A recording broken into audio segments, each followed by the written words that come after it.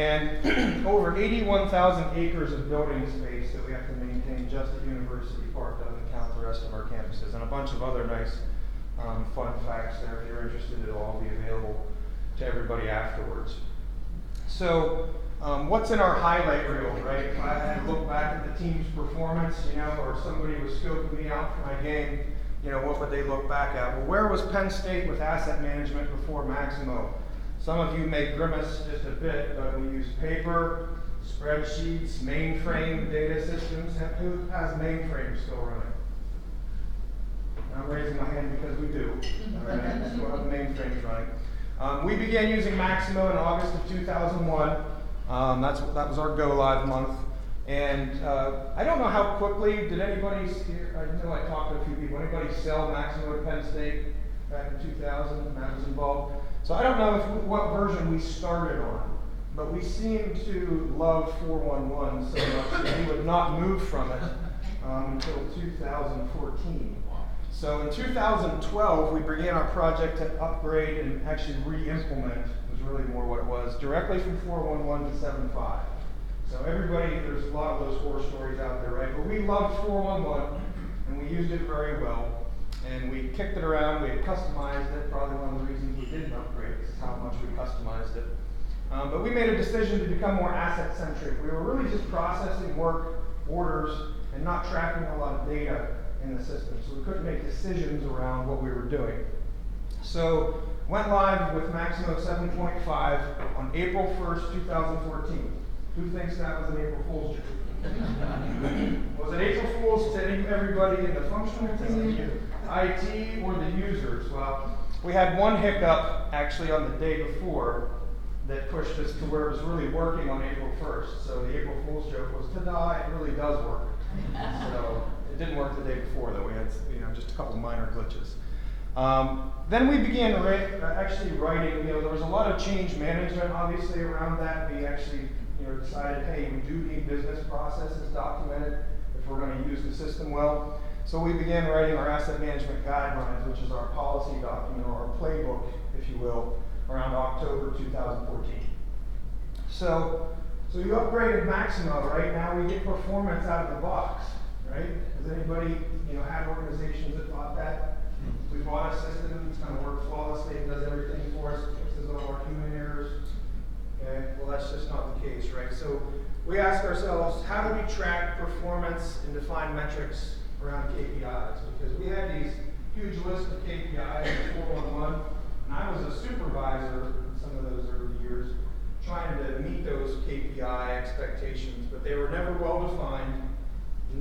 Very few people in the organization could actually tell you how do we measure that KPI, what were the data, pieces or attributes that actually supported that.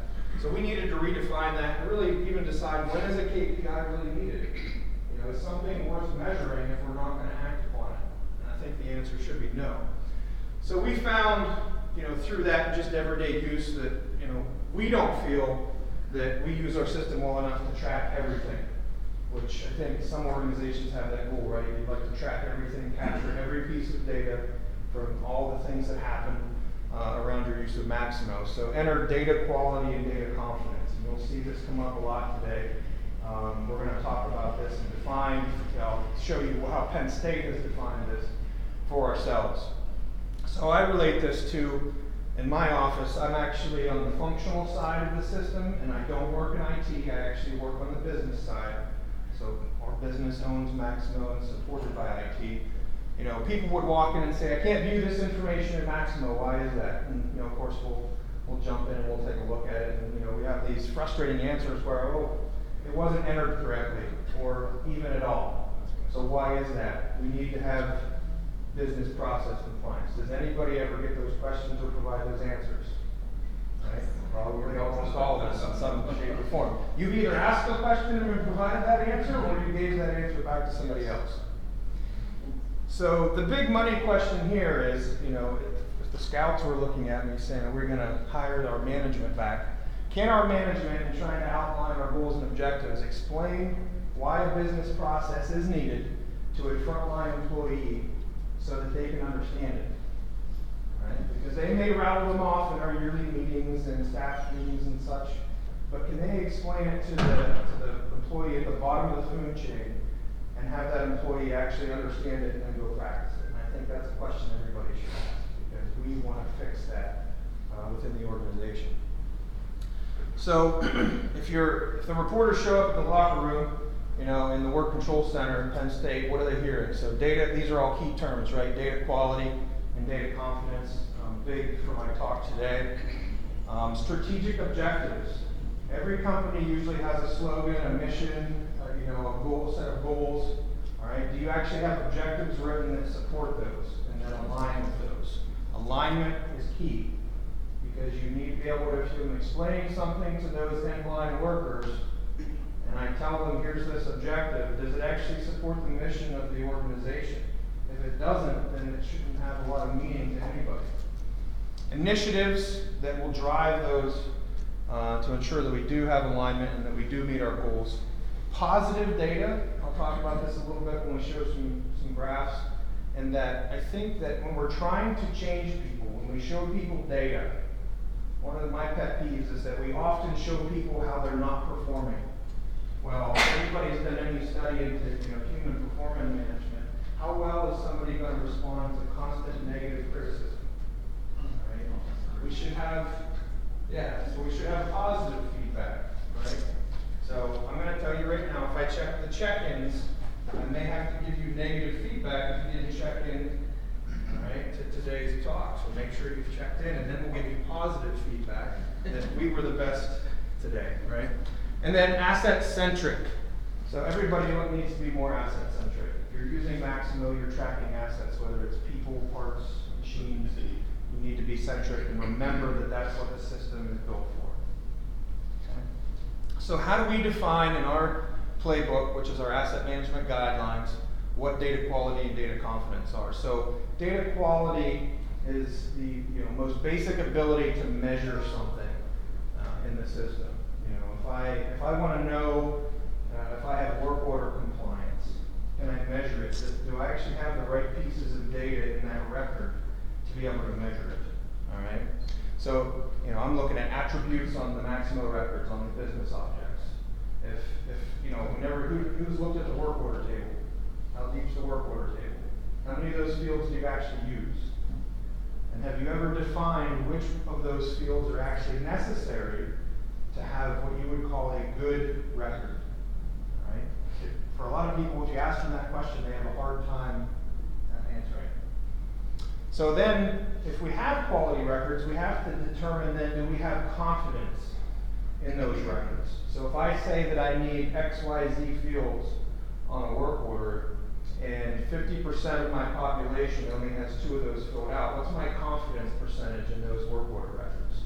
And I'm going to start to track those things, because if I go to X department, within the organization, maybe it's planning, and say, you know what, you guys aren't populating the correct labor fields, within a PM job or anything like that.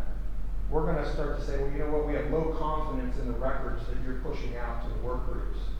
So we don't have good data quality, and now we have low confidence in our data. So how are we going to make a decision on whether or not the work group is performing well or our planning is good if we don't have the right pieces of data in the system?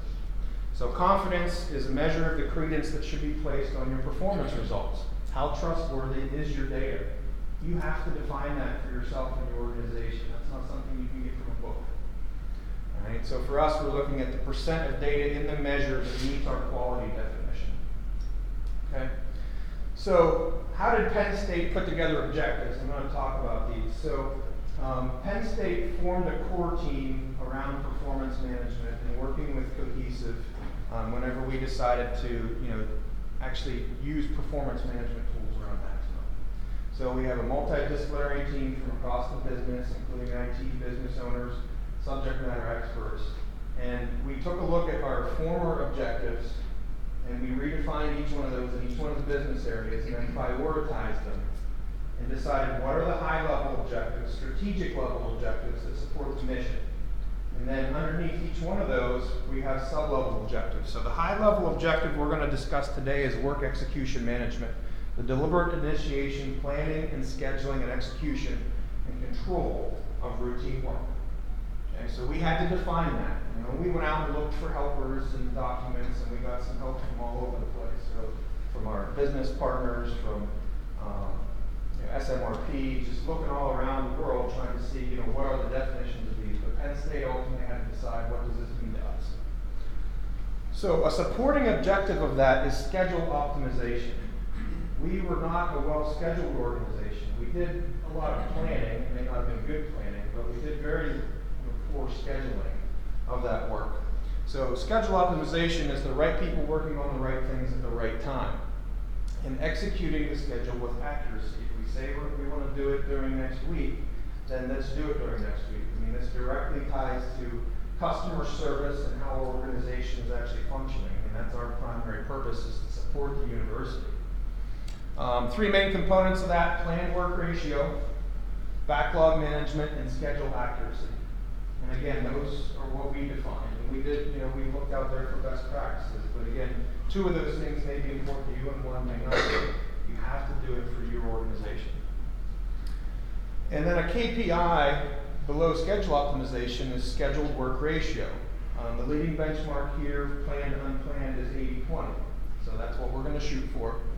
And this is a percent of that ratio over all the work orders. So we count all the work orders. Planned work then is defined as work orders that we say are non-emerging. So we came up with terminology, and we actually went into Maximo. For those of you that want a little bit of the technical piece to this, is we added a user-defined field to the work order table that was emerging work. And we have emerging and non-emerging work. And then within one of the Penn State workflows that we built, what we did is we, in the triage process, we wrote an automation script that automatically populates this when a work order goes through planning to say that it's non-emerging. Anything that doesn't go through that workflow process then would be considered emerging. And we have two different types of emerging work. We have emerging dispatch, where it's dispatched directly to a technician, so that bypasses planning and scheduling, and it bypasses the supervisor. Right? So these are the people carrying radios. Hey, the elevator's stuck on the 3rd floor, go rescue the people inside that are freaking out. Okay? And then we also have emerging work group, where it bypasses planning and scheduling, but it goes to the supervisor, and they get to decide, when it's actually assigned and performed. Can you change that in case? Can you change that to a non into an emerging or emerging into a non? We do. Depending on the situation. Yeah. So what we try to do is, and I don't, get into some of the philosophical things about what you do with a record and maximo. We try not to reprocess work orders once they reach a certain part of the life cycle. Right. So a better, cleaner approach to that from a technical standpoint is to create a follow-up. So we do troubleshooting work orders, and if it's going to become something that's planned, instead of kicking it back, it's okay, you finished your troubleshooting, do a follow-up work order, and now that'll be triaged and routed as a planned work order. Okay. So real quick, because I've run into this before, so how well did the cultures absorb all this? Because, it sounds great in theory, but the reality is, Dean picks up the phone and says, hey, I got a scuff on my floor, I need this done, whatever, and I need somebody up here today, right? The reality is that's not emergent, but it's Correct. Dean. And so how did your organization do in absorbing that we're going to do schedule work if you want everything done right and on time? Yeah, so the simple answer is it doesn't start well, right? That's the change management. Okay? So going from a very unplanned and unscheduled, work process to that, it's a culture shock. But we decided during the 7.5 implementation phase that we needed to do change management. It was part of the overall project, and that lasted for over 2 years. And this didn't just affect internal to the organization. Obviously, it affects all of our customers as well. So we're still working through that, and I feel that a lot of people, came back, especially technicians, and said, "Oh, we're planning and scheduling everything now, so everything's perfect." I said, "No, that's not the expectation. I think the expectation here is more of a bell curve, where it might be a 5-year process to where you implemented a new business process and you actually get to the point where everybody understands that you have good compliance with that process." So I feel the expectation should be it's not instantaneous, but you need buy-in from top to bottom, and that's where I talked about the frontline workers understanding your objectives and why you're implementing a business process, so that they know that yes, this is going to be difficult at first, but here's why we we're still just very much in infancy. But this, we are defining these things, and we are talking this throughout the organization. So that's, it's good.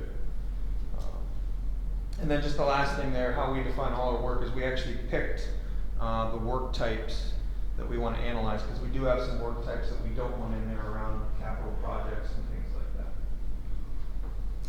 So what stats are we going to discuss from the games? Our compliance measures. We're going to talk about planned to unplanned work ratio, and then scheduler compliance and work group schedule compliance. So, and I'll define those. And then if we get time, we may go into extra innings, and we'll talk a little bit about work order data confidence around our work logs. So planned to unplanned work ratio for us, again, we talked about it's 80-20. That's the same definition, and this lives in Propel in our performance management system. We define this right on the screen so everybody that looks at it knows how this KPI is defined. That's important. So if you take a look at this, this is spanning from June 2015 to June 2016 this year, and you can kind of see where we started. So we were at a very low percentage here. And obviously we're trying to get up where we have more planned work and less unplanned work. And we're nearing our target. So in the system, again, in Propel, we define these bands. And then, part of why we're using this system is that we can set it up that it'll automatically provide feedback to us with communications, just like using communication templates in Maximo. And we can have initiatives built around this, and we'll talk about some of those things shortly. But I wanted to point out that this data point is annotated. So you can go in the system and annotate a data point and say, why is this different?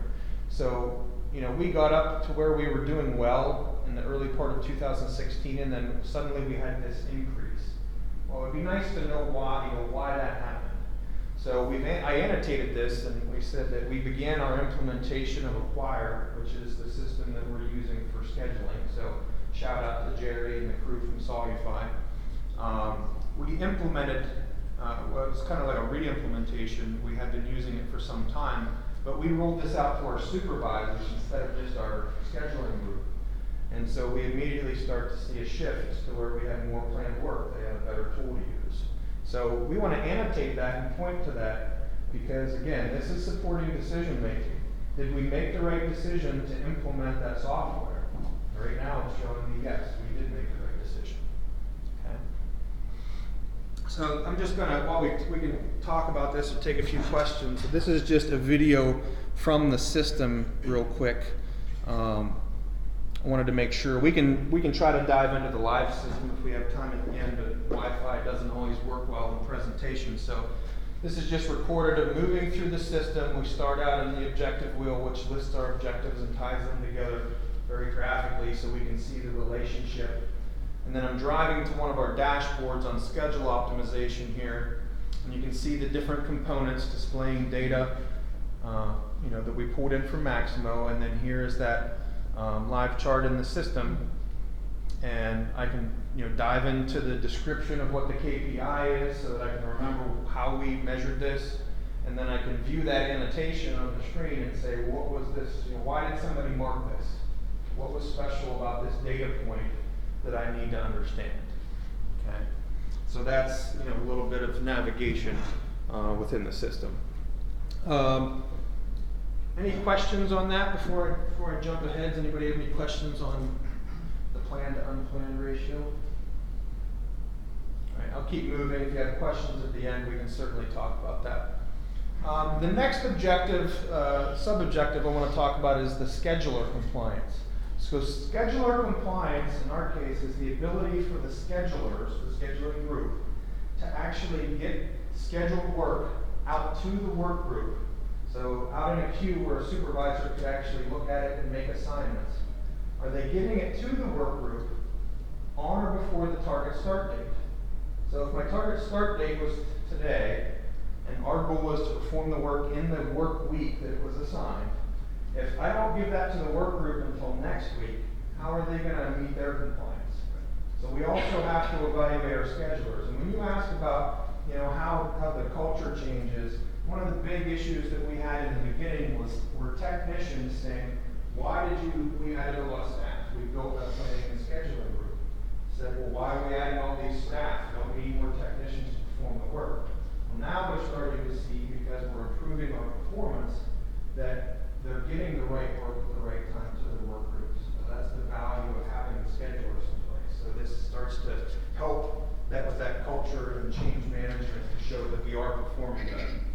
So if you take a look here, you can see we were up and down. We were mostly out of the alert band with where we were with compliance. And obviously we're targeting the upper like 90 to 100% range. And then again, referring to this blue band here is an initiative. So something we did to try to improve our performance around our processes. And this was a re-implementation of Acquire where we retrained our group prior to rolling out the software to the supervisors. So we basically said, hey, our schedulers need to be on point. We need to make sure they are using the system as well as possible. And then, you know, I think we made some minor tweaks to some of the things in the tie between Maximo and Acquire at that time. And then all of a sudden, we have this increase near to 100%. And then you can see that it's settling out here, I think, as we're implementing some other business processes. Along these curves, we need to add some annotations. We need to describe what happened there. And that's one of the powers of the system for us in using Propel, is that, in Maximo, we'll talk about work logs later. I always tell technicians, that's your notebook and you're never going to lose it if you add a work log, right? I can go back if I ask you about something 2 years ago and say, why did you do that? Well, we need to do the same thing around performance so that if something doesn't work well, maybe we implemented a business process that's negatively affecting our schedulers, we now need to go back and look at that and say, well, that wasn't a good decision then. Let's look at the decision we made and let's maybe change it and learn from it. Okay. The next piece then is if I get that schedule to a crew, is how well is the crew complying with the schedule that they've been given. So if they were supposed to perform their work today, again, our expectation is they'll complete it during the week that we assign, is how well are they doing that. So we're measuring that as a percentage, and we're looking at the actual finish date compared to another user-defined field that we put into the system called schedule period date. And so, again, we wrote a script there that said whenever something is scheduled, we grab the week period and we populate in that field, and it stays with the record saying this is the week period that we were supposed to perform this work. And then we compare the actual finish date to that to see if we complied with the schedule. Okay? So the blue line here is the performance of this particular work group, which is our water treatment and mechanical crew. And here's the re-implementation of Acquire that we mentioned before.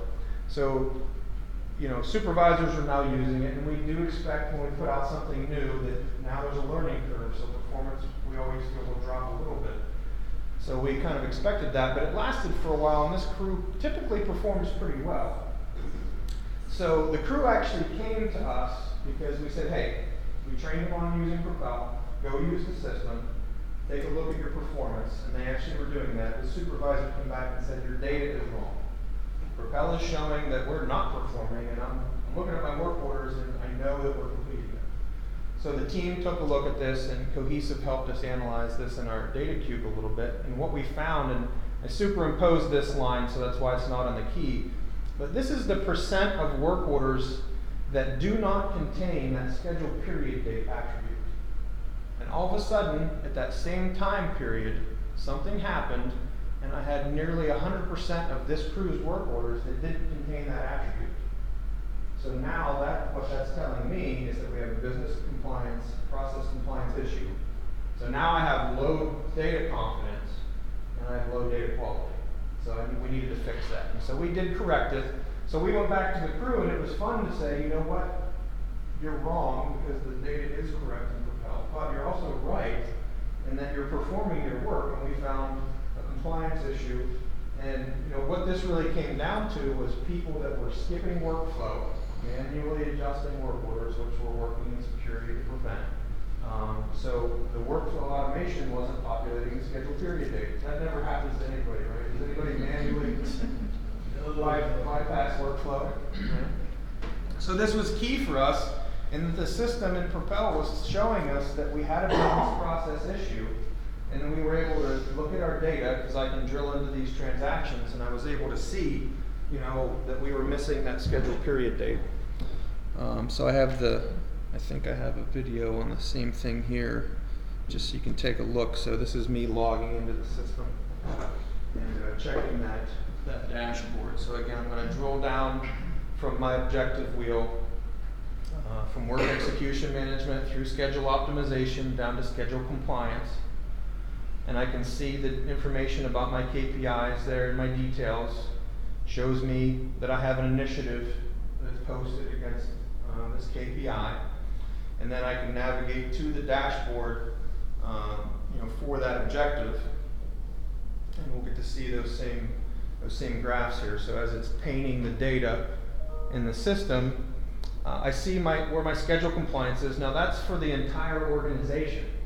So I need to be able to take a look at the data just for the particular work group that came and said, hey, your data is wrong. So if I move in the system, I'll follow my mouse along here. They're in one of our departments, which is maintenance programs, and I'm going in to view the detail of just that department. So this is an entity dashboard. I've created the KPI, but I want to look at it now from a view of just a particular work group. So I went to the department first, and now I'm selecting that particular work group, water treatment and mechanical. And then the system simply takes that same data and it repaints it with this filter applied. And so now I can take a look at that same information. I can see my initiatives there, and I can see here's my data confidence measure around work orders that didn't contain that scheduled period date. And over here, that was emerging versus non-emerging work orders.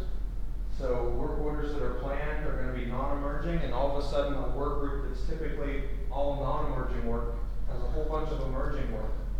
Right? They're not getting called on the radio to go, check a water system and make sure that the nitrate level was high enough.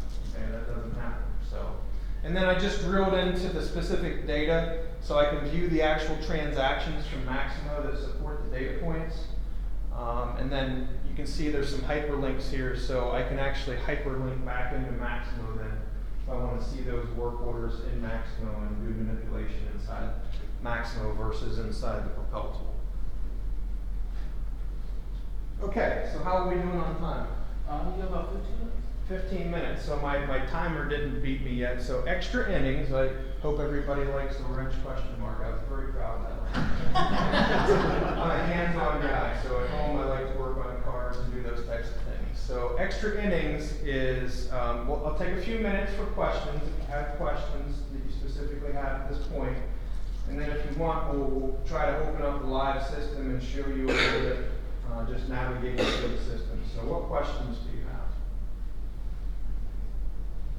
Have you found yourself getting into backlog management by scheduling work and you don't meet that schedule? And so now that work order has to be rescheduled, right, and moved out. And so by following that process, it just inherently builds a backlog. You found yourself building that backlog and managing that. So I think one of the key things in the organization was, yes, there's obviously work that we don't meet the schedule on, obviously. You're never going to be perfect, right? But we're very careful about how we define the backlog. So we have planned and unplanned backlog. So that would be unplanned backlog for us. And what we're really doing is when the work group gets something assigned, we're saying that doesn't come back. You're expected to perform that in that meeting. If you don't meet that supervisor, you're going to need to work with the customer or whoever's, if it's a PM, it may be an engineer that's expecting that to happen. We let the supervisors manage that. Now they may still get work where maybe our planning compliance wasn't high enough, it wasn't a good plan, but we're still not going to route that back through the entire system because then your data starts to get messed up in Maximo. We don't want to go back through the life cycle. So we're trying to avoid that.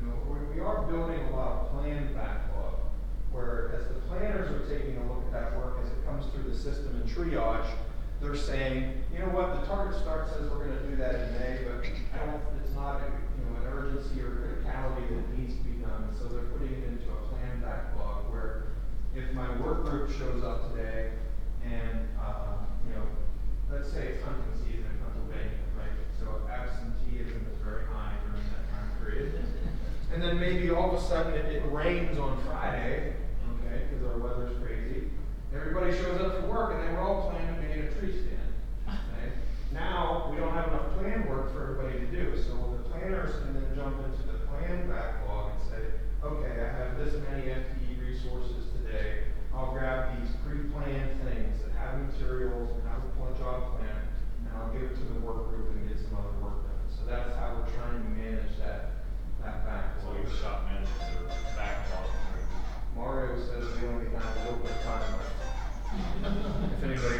Each shop manages their own backlog through level of effort. So far, that's working for you. Yes. And I mean, that's very early on in the phases, of what we're trying to do with backlog management. And we struggled for a long time to define what backlog means because previously we allowed supervisors to decide when something was backlogged, and then we had a lot of discourse throughout the organization about what should be backlogged and what shouldn't be. So that's now happening with the planning group. Okay. Other questions? Have you seen any improvements on technicians' wrench time with planning and scheduling? So, I think I mentioned a little bit about how when we implement something, we normally see the curve go down at first. So we did 2 different wrench time studies thus far. We took an initial wrench time study before we implemented 7.5 to try to get a baseline. And then we redid that study I think it was about a year and a half after we were into 7.5. And we actually did see some improvements in wrench time, but there were, one of the things is that we made so many changes to so many business processes. We also went through a complete reorganization of one of the major division, which is buildings and grounds, which handles all the building and ground units. So we made some improvements. I don't know that it was necessarily directly tied to planning and scheduling, but that's why we're developing these measures and KPIs so that we can try to see which specific decisions are tying back to improvements or where we have a lack of performance. So I think the impact definitely went down at first, but as we're getting better at planning and scheduling, I think we'll start to see that where a technician isn't spending time trying to schedule the work with the customer or go and pick up the materials because the planner took care of it. So yeah, we do expect to see an increase, but I'm not sure if we're seeing it just yet. Good question. Yes, sir. How do you take care of materials needed for the job? I guess planners do that, or how's that? Yeah, the goal for all planned work is that a planner would provide the known materials in the job plan, and that we would source those through our storeroom, whether they're in stock or whether they're going to be direct issue from a vendor. But we still have a lot of unplanned work, so we still have work that ends up in the field where a technician needs to come. And obviously, we can't plan everything, right? I plan for you to use 5 of these, and I show up and I need 7. So we always will allow the technicians to come back and source materials as necessary. But we want to remove that burden from them as much as possible, because that is for us, with a well-distributed campus, even though it's only within a few square miles, obviously running back and forth from the storeroom is one of the huge, efficiency killers is travel time. So we are putting that on the planners for planned work. So we want to get to the point maybe where we have kitted and staged materials for job plans. So that's one of the next things we'd like to work on. Yes. Do you use priorities? Yes. Yes. So we have a matrix. We actually utilize, in developing the work order priority, we actually use the asset and location priority, and then we actually have an algorithm. We mix that with the urgency. So urgency could be reported by a customer, it could be reported internally by a technician that reported the work order. And then I don't have that, but I can provide you with some information later if you make contact. And we blend those two together, and we essentially have a chart then that backs this up, but it's all done within automation scripts and Maximo. You marry those 2 things together to get the actual work order priority. And one of the things that we've struggled with is priority distribution. So if a technician is looking at 50 work orders on the screen and they're all priority 1, what do you do first? Right? So we actually ended up with a ton of priority 3, which is like, I need to, and we have time expectations built around these, depending on whether they're PMs or whether they're CMs or other work types. So we took a look at, why is that distribution off? And we looked and we saw that we had to, massage the location priorities to make sure that we identified the real locations that had higher priorities than others, and same thing with assets. So if we had an N+1 situation, maybe even though it's a life safety item, if it's the N+1, maybe it's not as important as the primary system.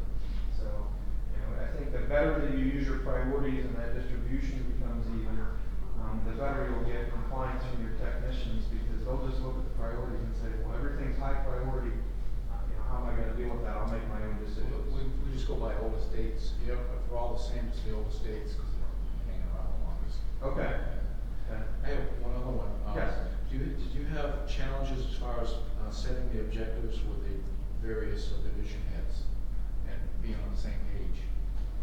Well, so within the different divisions, we actually took a look at, like right now, the primary user of Maximo within an organization is the buildings and grounds organization. By far, they have the most work orders and the best users.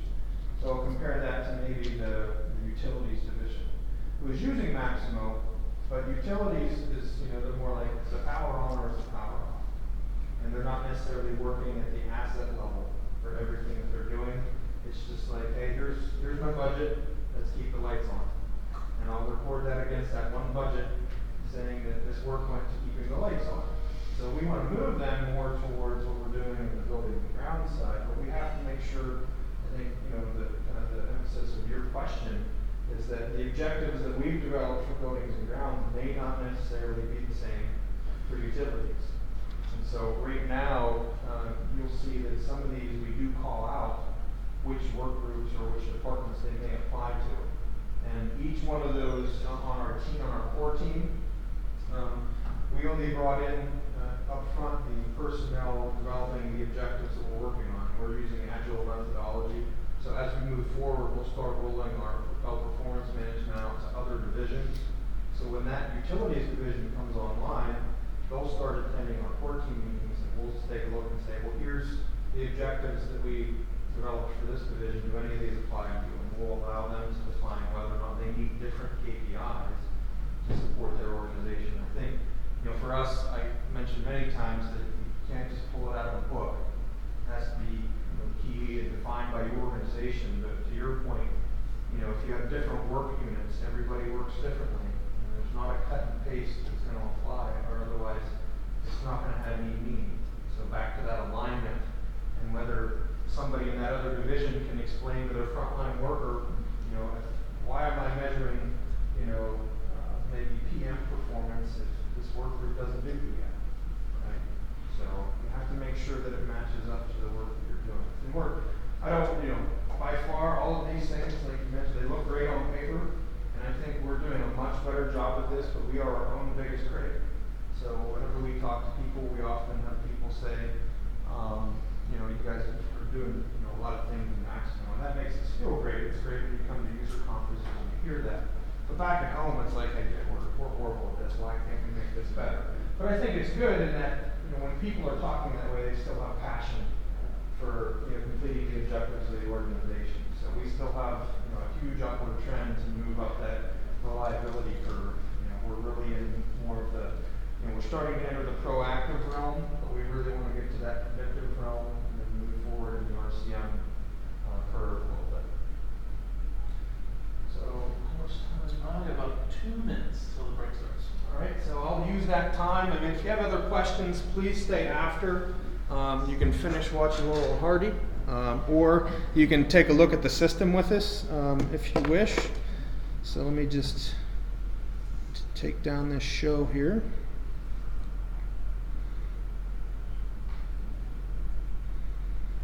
So we'll keep that there in case that's important to anybody. Whoop. Stop. Can I move that, or do you want me to Just stop? hit the stop.